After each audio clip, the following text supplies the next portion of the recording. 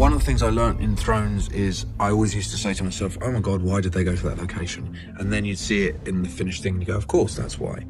We decided that we needed at least a certain number of locations in a show to remain real. It's an expectation that people have of the show. Spain had a big legacy going back to the original series, so we did want to honor that.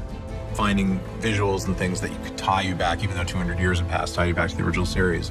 And there were a lot of things in Spain that we wanted to go back to and service in this series, and it's such a wonderful place to shoot. It's something when you're on location that's just special. It was really otherworldly. It was like jumping back in time.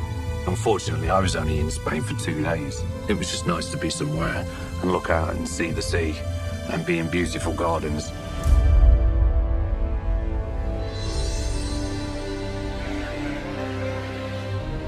Bringing the show back to Spain is very thrilling. It creates a whole expectation and also a sort of a pride because we have been chosen to host yet another part of the whole saga.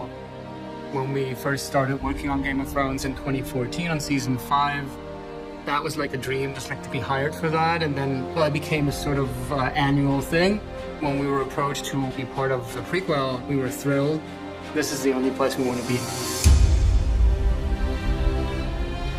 The scale of this right now is huge. It is, in fact, bigger than anything we have done in the past. The Spanish and Portuguese teams out there are absolutely amazing. We started talking back in July about the complexities of it. There've been an awful lot of recce's going out there to visit the locations because some of them were incredibly remote.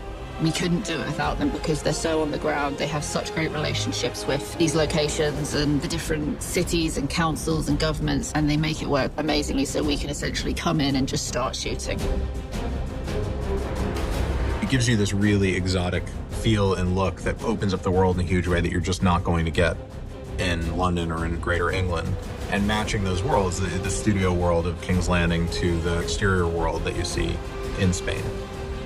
Lots of the time, the producers turn to me and say, well, Miguel, do we have to go here?